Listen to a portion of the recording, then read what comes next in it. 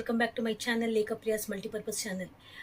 ಪ್ರಪ್ರಥಮವಾಗಿ ಆ, ಕರ್ನಾಟಕದ ರಾಜರತ್ನ, ನಗುಮುಖದ ದೊರೆ, ಕನ್ನಡಿಗರ ಮುಖದಲ್ಲಿರುವ ನಗು, ಆ ನಗುಮುಖದ ದೊರೆ ಅಪ್ಪು ಸರ್, ನಮ್ಮ ಪ್ರೀತಿಯ ಅಪ್ಪು ಸರ್ ಪುನೀತ್ ರಾಜ್ಕುಮಾರ್ ಸರ್ ಅವರಿಗೆ ಹುಟ್ಟುಹಬ್ಬದ ಹಾರ್ದಿಕ ಶುಭಾಶಯಗಳನ್ನು ಕೊಡ್ತಾ ಇದ್ದೀವಿ. ಸರ್, ಕನ್ನಡಿಗರು ಪ್ರತಿಯೊಬ್ಬರು ಕೂಡ we miss you a lot sir.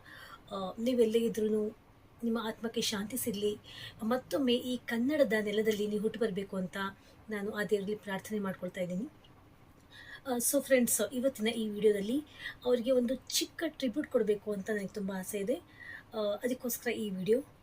Please ಈ ಒಂದು ವಿಡಿಯೋನ ಕಂಪ್ಲೀಟಾಗಿ ನೋಡಿ, ಸೊ ದಟ್ ನಿಮ್ಮ ಒಂದು ಪ್ರೀತಿ ಅಭಿಮಾನ ಈ ಮೂಲಕ ಆದರೂ ಅವರಿಗೆ ಸಲ್ಲಿಸೋ ಹಾಗೆ ಆಗುತ್ತೆ ಅಂತ ನನ್ನ ಒಂದು ಅನಿಸಿಕೆ.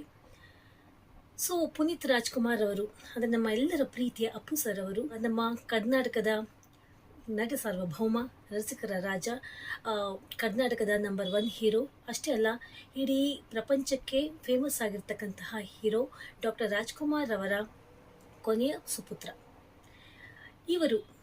ಪುನೀತ್ ರಾಜ್ಕುಮಾರ್ ಅವರು ಹುಟ್ಟಿದಾಗಿನಿಂದನೂ ತಂದೆ ತಾಯಿಗಳಿಗೆ, ಅಷ್ಟೇ ಅಲ್ಲ ಅವರ ಕುಟುಂಬದ ಎಲ್ಲ ಸದಸ್ಯರಿಗೂ ಪ್ರೀತಿಯ ಮುದ್ದಿನ ಕಂದ.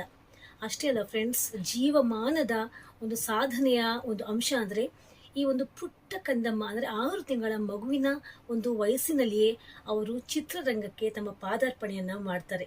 ಅದು ಯಾವ ಪಿಕ್ಚರ್ ಅಂದರೆ ಅದು ಪ್ರೇಮದ ಕಾಣಿಕೆ ಅನ್ನೋ ಚಿತ್ರ. ಎಸ್, ಪ್ರೇಮದ ಕಾಣಿಕೆ ಅನ್ನೋ ಚಿತ್ರದಿಂದ ಅವರ ಪಾದಾರ್ಪಣೆ ಆಗುತ್ತೆ. ವಿ ಸೋಮಶೇಖರ್ ಅವರ ಒಂದು ಡೈರೆಕ್ಷನಲ್ಲಿ ಈ ಒಂದು ಚಿತ್ರ ಬರುತ್ತೆ. ಈ ಒಂದು ವರ್ಷ 1976 ಅಂದರೆ 1976. ಇಲ್ಲಿಂದ ಅವರ ಒಂದು ಸಿನಿ ಪಯಣ ಪ್ರಾರಂಭ ಆಗುತ್ತೆ ಅಂತಲೇ ಹೇಳ್ಬೋದು. ನಿಜವಾಗಿಯೂ ಆ ಒಂದು 6 ತಿಂಗಳ ಮಗುವಿನ ವಯಸ್ಸು ಅಂದರೆ ಜಸ್ಟ್ ಇಮ್ಯಾಜಿನ್. ಆ್ಯಂಡ್ ದೆನ್ ಇದು ಸನಾದಿ ಅಪ್ಪಣ್ಣ ಅನ್ನುವಂಥ ಚಿತ್ರದಲ್ಲೂ ಕೂಡ ಇದು ಕಂಟಿನ್ಯೂ ಆಗುತ್ತೆ. ಅದು 1977. ಈ ಚಿತ್ರಗಳಲ್ಲಿ ಅಂದರೆ ಪ್ರೇಮದ ಕಾಣಿಕೆ ಹಾಗೂ ಸನಾದಿ ಅಪ್ಪಣ್ಣ ಎಂಬುವ ಚಿತ್ರಗಳಲ್ಲಿ ಅವರ ರಿಯಲ್ ಫಾದರ್ ಆಗಿ ಡಾಕ್ಟರ್ ರಾಜ್ಕುಮಾರ್ ಅವರಿದ್ದರು.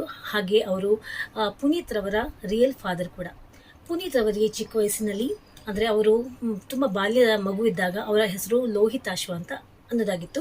ಆದರೆ ಅವರು ಬೆಳೆದಂತೆಲ್ಲ ಅವರ ಹೆಸರನ್ನು ಚೇಂಜ್ ಮಾಡಲಾಗಿತ್ತು ಹಾಗೂ ಅವರಿಗೆ ಪುನಿ ಎಂಬುವ ಒಂದು ಮುದ್ದಾದ ಹೆಸರನ್ನು ಇಡಲಾಗಿತ್ತು. ಆದರೆ ಅವರ ಪೆಟ್ ನೇಮ್ ಇವತ್ತಿಗೂ ಕೂಡ ಅವರ ಮನೆಯಲ್ಲಿ ಕುಟುಂಬದವರಷ್ಟೇ ಅಲ್ಲ, ಇಡೀ ಕರ್ನಾಟಕಕ್ಕೆ ಅವರು ನಮ್ಮ ಪ್ರೀತಿಯ ಅಪ್ಪು ಸರ್. ನೆಕ್ಸ್ಟ್ ಬಂದು ಇಷ್ಟೇ ಅಲ್ಲದೆ ಅವರ ಸಿನಿ ಪಯಣ ಇಷ್ಟಕ್ಕೆ ನಿಲ್ಲದೆ ಮತ್ತೆ ಅವರು ಮುಂದುವರಿತಾ ಹೋಗ್ತಾರೆ. ಆ್ಯಂಡ್ ಫಿಲ್ಮ್ಸ್ ಲೈಕ್ ತಾಯಿಗೆ ತಕ್ಕ ಮಗ ಮತ್ತು ವಸಂತ ಗೀತ ಹಾಗೂ ಭಾಗ್ಯವಂತ, ಇನ್ನು ಹಲವಾರು ಈ ರೀತಿ ಚಿತ್ರಗಳನ್ನು ಅವರ ಬಾಲ್ಯದಲ್ಲಿಯೇ ಅವರು ನಟಿಸ್ತಾರೆ. ತುಂಬ ಪುಟ್ಟು ಕಂದ ಆದರೂ ಕೂಡ ಅವರ ಅಭಿನಯ ಅಮೋಘವಾದದ್ದು, ರಕ್ತದಲ್ಲಿಯೇ ಬಂದಿರತಕ್ಕಂತಹ ಒಂದು ಅಭಿನಯ. ಆ್ಯಂಡ್ ದೆನ್ ಅವರಿಗೆ ನ್ಯಾಷನಲ್ ಅವಾರ್ಡ್ ಕೂಡ, ಬೆಸ್ಟ್ ಚೈಲ್ಡ್ ಆರ್ಟಿಸ್ಟ್ ಅನ್ನುವಂತಹ ನ್ಯಾಷನಲ್ ಅವಾರ್ಡ್ ಕೂಡ ಸಿಗುತ್ತೆ. ಅದು ಯಾವ ಚಿತ್ರಕ್ಕೆ ಅಂದರೆ ನಮ್ಮೆಲ್ಲರಿಗೂ ಗೊತ್ತು, ಬೆಟ್ಟದ ಹೂ ಅನ್ನುವ ಚಿತ್ರಕ್ಕೆ. ಬಾಲ್ಯದಲ್ಲಿಯೇ ಅವರ ಸಿನಿ ಪಯಣ ಅವರು ಮೊಟಕುಗೊಳಿಸ್ತಾರೆ, ಅಂದರೆ ನಿಲ್ಲಿಸಲಾಗುತ್ತೆ. ಆ ಒಂದು ಬಾಲ್ಯದ ಅವರ ಒಂದು ಚೈಲ್ಡ್ಹುಡ್ನ ಕೊನೆಯ ಚಿತ್ರ ಯಾವುದು ಅಂದರೆ ಪರಶುರಾಮ್. ಎಸ್, ಪರಶುರಾಮ್ ಎಂಬ ಚಿತ್ರ ಅವರ ಬಾಲ್ಯದ ಕೊನೆಯ ಚಿತ್ರವಾಗಿರುತ್ತೆ. ಅವರು ಅಲ್ಲಿಂದ ಜಸ್ಟ್ ಒಂದು ಲಾಂಗ್ ಬ್ರೇಕ್ ತೆಗೆದುಕೊಳ್ತಾರೆ. ಆ್ಯಂಡ್ ದೆನ್ ನೆಕ್ಸ್ಟು ನಮ್ಮೆಲ್ಲರಿಗೂ ಗೊತ್ತು, ಅವರು ವಯಸ್ಸಿಗೆ ಬಂದ ಮೇಲೆ ಅಂದರೆ ನವಯುವಕರಾದ ಅಪ್ಪುರವರು ಅವರ ಮೊದಲನೆಯ ಕನ್ನಡ ಒಂದು ಚಿತ್ರ ಯಾವುದು ಅಂದರೆ ಅಪ್ಪು. ಅದರಲ್ಲಿ ರಕ್ಷಿತಾ ಮೇಡಮ್ ಹಾಗೂ ಪುನೀತ್ ಸರ್ ಅವರು ಲೀಡ್ ರೋಲಲ್ಲಿರ್ತಾರೆ. ಹಾಗೂ ಈ ಚಿತ್ರ ಜನ ಮೆಚ್ಚಿದ ಚಿತ್ರ ಹಾಗೂ ಜನ ಮನ್ನಣೆಯ ಚಿತ್ರವಾಗಿ ಪ್ರದರ್ಶನಗೊಳ್ಳುತ್ತೆ ಅಪ್ಪು ಸರ್ ಅವರದು. ಈ ಒಂದು ಚಿತ್ರ ತೆರೆ ಕಂಡಿದ್ದು 2002 ಅಂದರೆ 2002ನೇ ಇಸ್ವಿಯಲ್ಲಿ. ಇದೊಂದು ರೊಮ್ಯಾಂಟಿಕ್ ಡ್ರಾಮಾವಾಗಿರುವಂತಹ ಚಿತ್ರ. ಇದಕ್ಕೆ ಎಲ್ಲರ ಒಂದು ಪ್ರೀತಿ ಸಿಗುತ್ತೆ, ಮನ್ನಣೆ ಸಿಗುತ್ತೆ ಹಾಗೂ ಒಂದು ಜನರ ಒಂದು ಅಭಿಮಾನ ಕೂಡ ಸಿಗುತ್ತೆ. ಯಾಕಂದರೆ ಪುನೀತ್ ಸರ್ ರವರನ್ನ ತುಂಬ ಚಿಕ್ಕ ಪುಟ್ಟ ಒಂದು ಬಾಲ್ಯ ನಟನಾಗಿ ಕಂಡಿರ್ತಕ್ಕಂತಹ ಚಿತ್ರರಂಗ. ಯಾಕಂದರೆ ಅವರ ಒಂದು ತುಂಬ ಫೇಮಸ್ ಆಗಿರುವಂತಹ ಚಿತ್ರಗಳು, ಫೇಮಸ್ ಹಾಡುಗಳು, ಫಾರ್ ಎಕ್ಸಾಂಪಲ್ ಕಾಣದಂತೆ ಮಾಯವಾದನು ನಮ್ಮ ಶಿವ, ಆ್ಯಂಡ್ ಕಣ್ಣಿಗೆ ಕಾಣುವ ದೇವರು ಎಂದರೆ ಅಮ್ಮನು ತಾನೇ, ಬಾನದಾರಿಯಲ್ಲಿ ಸೂರ್ಯ ಜಾರಿ ಹೋದ, ನನ್ನ ಉಡುಪು ನಿನ್ನದು ನಿನ್ನ ಉಡುಪು ನನ್ನದು ಅಂದರೆ 2 ನಕ್ಷತ್ರಗಳು. ಈ ರೀತಿಯ ಸಾಲದ ಚಿತ್ರಗಳು. ಆ್ಯಂಡ್ ನೆನಪಿನಲ್ಲಿ ಇರುವಂತಹ ಚಿತ್ರ ಅಂದರೆ ಭಕ್ತ ಪ್ರಹ್ಲಾದ. ಆ ಚಿತ್ರವನ್ನು ಯಾತನೆ ಮರೆಯೋಕ್ಕೆ ಸಾಧ್ಯ. ಎಂತಹ ಅಮೋಘವಾದ ನಟನೆ. ಹೆತ್ತ ತಂದೆಯ ವಿರುದ್ಧನೇ ಅವರು ನಿಂತ್ಕೊಂಡು ಅವರ ವಿರುದ್ಧವಾಗಿರುವಂತಹ ಪಾತ್ರ, ತಂದೆನ ಅಪೋಸ್ ಮಾಡುವಂತಹ ಪಾತ್ರ. ಈ ಪುಟ್ಟ ಬಾಲಕ ದೈವಿ ಭಕ್ತನಾಗಿ ತಂದೆ ಒಂದು ದೈವದ ಒಂದು ಭಕ್ತಿಯ ವಿರುದ್ಧವಾಗಿರುವಂತಹ ಪಾತ್ರ, ತಂದೆಯ ಒಂದು ಎದುರಿಸುವಂತಹ ಪಾತ್ರ, ಇಂಥ ಅಮೋಘವಾದ ಪಾತ್ರವನ್ನು ಪ್ರದರ್ಶನ ಮಾಡಿ ಒಂದು ಕನ್ನಡಿಗರ ಮನಸ್ಸಲ್ಲಿ ಒಂದು ಅಚ್ಚಳಿಯದ ಸ್ಥಾನವನ್ನು ತುಂಬಿಟ್ಕೊಂಡಿರ್ತಾರೆ ಪುನೀತರು.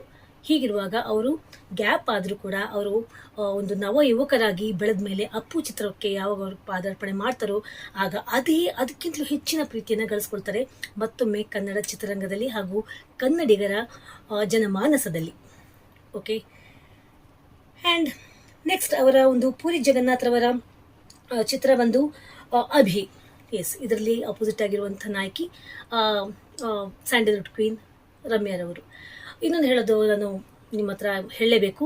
ಅಪ್ಪು ಚಿತ್ರದಲ್ಲಿ ಫಸ್ಟ್ ಆಫ್ ಆಲ್ ಪ್ರಥಮವಾಗಿ ಪಾದಾರ್ಪಣೆ ಮಾಡಿರುವಂತಹ ರಕ್ಷಿತಾ ಮೇಡಮ್ ಅವ್ರಿಗೂ ಕೂಡ ಇದು ಮೊಟ್ಟ ಮೊದಲನೆಯ ಚಿತ್ರವಾಗಿರುತ್ತೆ ಕನ್ನಡ ಚಿತ್ರರಂಗದಲ್ಲಿ. ಹಾಗೂ ರಮ್ಯಾರವರಿಗೆ ಅಭಿ ಚಿತ್ರ ಮೊದಲನೇ ಚಿತ್ರ ರಮ್ಯಾರವರಿಗೆ. ನೋಡಿ, ಚಿಕ್ಕ ವಯಸ್ಸಿನಲ್ಲಿ ಮಹಾನ್ ನಟನಾಗಿರ್ತಕ್ಕಂತಹ ಒಬ್ಬ ಮಹಾನ್ ನಟನ ಮಗನಾಗಿರ್ತಕ್ಕಂತಹ ಅಪ್ಪು ಸರ್ ಈ ಹೊಸ ಪ್ರತಿಭೆಗಳಿಗೆ ಅವಕಾಶ ಕೊಟ್ಟು ಅವರಿಗೆ ತಕ್ಕಂತೆ ಅವರಿಗೆ ಒಂದು ಪ್ರೋತ್ಸಾಹದಿಂದ ಪಾತ್ರ ಮಾಡಿ ಒಂದು ಹುಟ್ಟುಹಬ್ಬದ ಪ್ರಯುಕ್ತ ಮತ್ತೆ ರಿಲೀಸ್ ಆಗಿದೆ ಅಪ್ಪು ಚಿತ್ರ. ಹಾಗೂ ಈಗಲೂ ಕೂಡ ತುಂಬಾ ಸಕ್ಸಸ್ಫುಲ್ ಆಗಿ ನಡೀತಾ ಇದೆ ಚಿತ್ರಮಂದಿರಗಳಲ್ಲಿ. ನೋಡಿ, ಅವರ ಮೇಲಿರುವಂತಹ ಕನ್ನಡಿಗರ ಪ್ರೀತಿ ಸದಾಕಾಲ ಚಿರಕಾಲ ಹಾಗೆ ಇರುತ್ತೆ ಅಂತ ಹೇಳೋದಕ್ಕೆ ಇಷ್ಟಪಡ್ತೀನಿ. ಕಮರ್ಷಿಯಲಿ ತುಂಬಾ ಸಕ್ಸಸ್ಫುಲ್ ಆಗಿರುವಂತಹ ಚಿತ್ರಗಳು ಅಪ್ಪು ಹಾಗೂ ಅಭಿ. ಇದೆಲ್ಲ 100 days ಓಡುತ್ತೆ. ವರ್ಸಟೈಲ್ ಸ್ಟಂಟ್ಸ್, ಅವರು ಎಲ್ಲರಿಗೂ ಗೊತ್ತು, ಸಖತ್ತಾಗಿರುವಂತಹ ಆ್ಯಕ್ಷನ್ ಮಾಡ್ತಾ ಇದ್ರು ಆ್ಯಂಡ್ ಬ್ಯಾಕ್ ಫ್ಲಿಪ್ಸ್ ಹೊಡಿತಾ ಇದ್ರು. ಹಾಗೂ ನನಗೆ ಬಂದಿರುವಂತಹ ಮಾಹಿತಿ ಪ್ರಕಾರ ಅವರು ಯಾವುದೇ ಕಾರಣಕ್ಕೂ ಡೂಪ್ಗಳನ್ನು ಅವರು ಯೂಸ್ ಮಾಡ್ತಾ ಇರಲಿಲ್ಲ. ಎಂತಹ ಒಂದು ಆ್ಯಕ್ಷನ್ ಆಗಿರ್ಬೋದು, ಅಂದರೆ fighting scene, action means fighting ಸೀನಲ್ಲಿ ಸ್ವಂತ ತಾವೇ ಆ ಒಂದು ಪಾತ್ರವನ್ನು ನಿರ್ವಹಣೆ ಮಾಡ್ತಾ ಇದ್ರು ನಮ್ಮ ಅಪ್ಪು ಸರ್. ನನಗೆ ಯಾವುದೇ ರೀತಿಯ ಒಂದು ಡೂಪ್ಸ್ ಬೇಡ, ನಾನು ಸ್ಟಂಟ್ಸ್ನ ಆಗಿರ್ಬೋದು, ಆ್ಯಕ್ಷನ್ ಆಗಿರ್ಬೋದು ನಾನು ಸ್ವಂತವಾಗೇ ಮಾಡ್ತೀನಿ ಅಂತ ಹೇಳ್ತಾ ಇದ್ರಂತೆ ಅಪ್ಪು ಸರ್. ಅದ್ರ ಜೊತೆಲಿ ಅರಸು ಚಿತ್ರ ತೆರೆ ಕಾಣುತ್ತೆ. ಈ ಅರಸು ಚಿತ್ರ ಅವರಿಗೆ ಫಿಲ್ಮ್ ಫೇರ್ ಅವಾರ್ಡ್ ಕೂಡ ತಂದುಕೊಡುತ್ತೆ. ಇದರಲ್ಲೂ ಕೂಡ ಅವರ ವಿರುದ್ಧವಾಗಿ, that means he oppose to the actress Ramya. Next Milana ಚಿತ್ರ ಯಾರಿಗೂ ಮರೆಯೋಕ್ಕೆ ಸಾಧ್ಯನೇ ಇಲ್ಲ. ಅದರ ಒಂದೊಂದು ಹಾಡುಗಳು, ಒಂದೊಂದು ದೃಶ್ಯಗಳು ನಿಜವಾಗಿ ಇದುವರೆಗೂ ಕನ್ನಡಿಗರ ಮನಸ್ಸಿನಲ್ಲಿ ಅಚ್ಚಳಿಯದೆ ಹಾಗೆ ಇದೆ. ಮಿಲನ ಚಿತ್ರದಲ್ಲಿ ಅವರ ವಿರುದ್ಧವಾಗಿ ಪಾರ್ವತಿ ಅವರು ತೆರೆಯನ್ನು ಹಂಚಿಕೊಂಡಿದ್ರು. ನೆಕ್ಸ್ಟ್ ಬಂದು ಜಾಕಿ ಚಿತ್ರ. ಮಿಲನ ಚಿತ್ರಕ್ಕೆ ಅವರಿಗೆ ಕರ್ನಾಟಕ ಸ್ಟೇಟ್ ಫಿಲ್ಮ್ ಅವಾರ್ಡ್ ಕೂಡ ಪ್ರಶಸ್ತಿ ಕೂಡ ಲಭಿಸುತ್ತೆ. ನೆಕ್ಸ್ಟ್ ಜಾಕಿ ಚಿತ್ರ, ಹುಡುಗರು ಚಿತ್ರ, ರಣವಿಕ್ರಮ ಚಿತ್ರ, ರಾಜ್ಕುಮಾರ, ನಟಸಾರ್ವಭೌಮ, ಯುವರತ್ನ, ಇದೆಲ್ಲ ಸಾಲಾಗಿ ಬಂದಂತಹ ಅವರ ಸಕ್ಸಸ್ಫುಲ್ ಚಿತ್ರಗಳು ಅಂತಲೇ ಹೇಳಬಹುದು. ಓಕೆ, ಈ ರೀತಿಯ ಚಿತ್ರಗಳನ್ನು ಅವರು ತೆರೆ ಮೇಲೆ ಕನ್ನಡಿಗರ ಮನರಂಜನೆಗೋಸ್ಕರ ಅಭಿನಯಿಸಿ ಅವರು ನಿಜವಾಗಿಯೂ ತುಂಬ ಅಚ್ಚಳಿಯದಂತಹ ಪಾತ್ರಗಳನ್ನು ಮಾಡಿ, ಪರಮಾತ್ಮ ಚಿತ್ರದ ಒಂದು ಕಥೆ ಆಗಿರ್ಬೋದು, ಒಂದು ಪ್ರತಿಯೊಂದು ಚಿತ್ರಗಳಲ್ಲೂ ವಿಭಿನ್ನವಾದ ಪಾತ್ರ, ವಿಭಿನ್ನವಾದ ಅಭಿನಯ.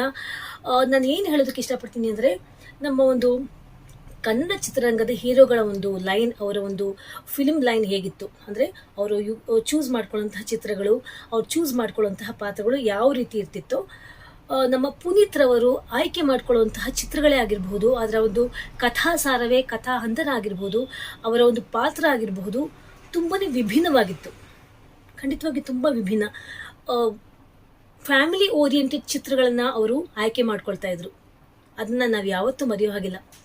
ಯಾಕಂದರೆ ಅವರ ತಂದೆಯವರ ಕಾಲ ಆವಾಗಲೇ ಸ್ವಲ್ಪ ಈ ಒಂದು ನಮ್ಮ ಜನ್ರೇಷನ್ಗೆ ಅದು ಅಷ್ಟೊಂದು ಚಿರಪರಿಚಿತ ಅಲ್ಲ. ಆದರೂ ಕೂಡ ನೋಡ್ತೀವಿ ಈಗಲೂ. ಡಾಕ್ಟರ್ ರಾಜ್ಕುಮಾರ್ ಅವರ ಎಲ್ಲ ಚಿತ್ರಗಳನ್ನ ನಾವು ನೋಡಿದ್ದೀವಿ ಖಂಡಿತವಾಗಿಯೂ. ಬಟ್ ಈಗ ನಮ್ಮ ಜನ್ರೇಷನಲ್ಲಿ ನಾವು ಏನು ಒಂದು ರೇಂಜ್, ಬೇರೆ ಬೇರೆ ನಾಯಕರುಗಳ ಒಂದು ಲೈನ್, ಅವರ ಒಂದು ಚಾಯ್ಸ್ ಹೇಗಿದೆ, ಅದರ ಒಂದು ಡಿಫ್ರೆಂಟ್ ಚಾಯ್ಸ್ ನಮ್ಮ ಅಪ್ಪುರವ್ರದ್ದಾಗಿತ್ತು. ಫ್ಯಾಮಿಲಿ ಓರಿಯೆಂಟೆಡ್ ಚಿತ್ರಗಳು ಮನೆ ಮಂದಿ ಎಲ್ಲ ಕೂತ್ಕೊಂಡು ಒಟ್ಟಾಗಿ ಕುಳಿತುಕೊಂಡು ಯಾವುದೇ ರೀತಿ ಮುಜುಗರ ಇಲ್ಲದೆ ಆಸ್ವಾದಿಸಿ ಅದರಿಂದ ಒಂದು ನೀತಿ ಪಾಠವನ್ನೇ ತೆಗೆದುಕೊಂಡು ಬಾಳುವಂತಹ ಚಿತ್ರಗಳನ್ನು ಅಪ್ಪುರವರು ಅಭಿನಯಿಸ್ತಾರೆ ಅಂದರೆ ನಿಜವಾಗಿಯೂ ಹ್ಯಾಟ್ಸ್ ಆಫ್ ಅಂತಲೇ ಹೇಳ್ತೀನಿ. ಇಂತಹ ಅಪ್ಪು ಸರ್ ನಿಜವಾಗಿಯೂ ನಮ್ಮನ್ನು ಬಿಟ್ಟು ಅಚಾನಕ್ಕಾಗಿ ಹೊರಟು ಹೋಗ್ತಾರೆ ಅಂದರೆ ಇದೊಂದು ರೀತಿ ಇನ್ನೂ ಅರುಗಿಸ್ಕೊಳಕ್ಕಾಗದೇ ಇರುವಂತಹ ಸತ್ಯ.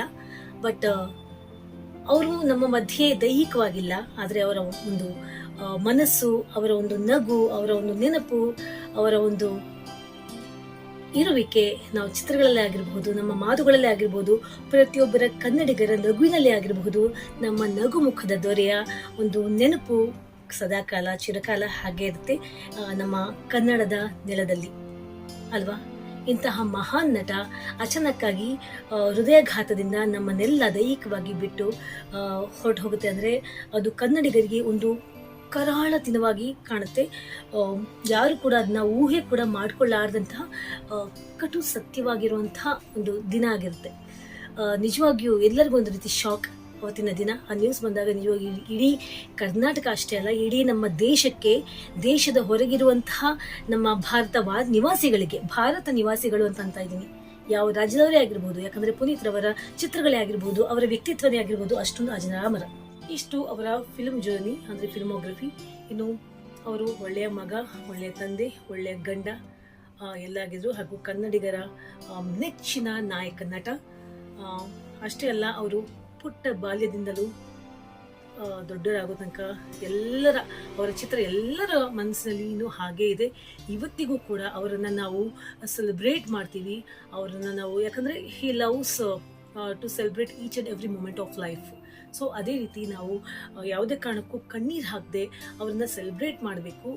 ಸದಾಕಾಲ ನಾವು ಬದುಕಿರೋ ತನಕ, ಈ ನಮ್ಮ ಜನ್ರೇಷನ್ ಬದುಕಿರೋ ತನಕ ಅಷ್ಟೇ ಅಲ್ಲ, ನಮ್ಮ ನೆಕ್ಸ್ಟ್ ಜನ್ರೇಷನ್ ಏನು ಬರ್ತಾ ಇರ್ತವೆ ಎಲ್ಲರೂ ಅವ್ರನ್ನ ಸೆಲೆಬ್ರೇಟ್ ಮಾಡ್ಕೊಂಡೇ ಬರೋಣ ಅಂತ ಈ ಮೂಲಕ ಹೇಳೋದಕ್ಕೆ ಇಷ್ಟಪಡ್ತಾ ಇದ್ದೀನಿ. ಮತ್ತೊಮ್ಮೆ ಅಪ್ಪು ಸರ್, ಇದೊಂದು ಚಿಕ್ಕ ವಿಡಿಯೋ ನಿಮಗೋಸ್ಕರ ನಾನು ಸಮರ್ಪಣೆ ಮಾಡ್ತಾ ಇದ್ದೀನಿ. This is a small tribute from my side to you. We love you Appu sir, we miss you Appu sir.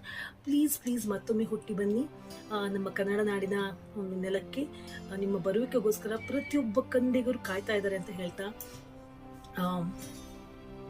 V love you Appu sir, we lot, we miss you, please come back soon ಅಂತ ಹೇಳ್ತಾ ಇವತ್ತಿನ ಈ video ಮುಗಿಸ್ತಾ ಇದ್ದೀನಿ. ಮತ್ತೊಮ್ಮೆ ಹುಟ್ಟುಹಬ್ಬದ ಹಾರ್ದಿಕ ಶುಭಾಶಯಗಳು ನಮ್ಮ ಪ್ರೀತಿಯ ಅಪ್ಪು ಸರ್ ಅವರಿಗೆ ಅಂತ ಹೇಳ್ತಾ ಇವತ್ತಿನ ಈ ವಿಡಿಯೋ ಮುಗಿಸ್ತಾ ಇದ್ದೀನಿ. You all take care, love you all, bye, ನಮಸ್ಕಾರ.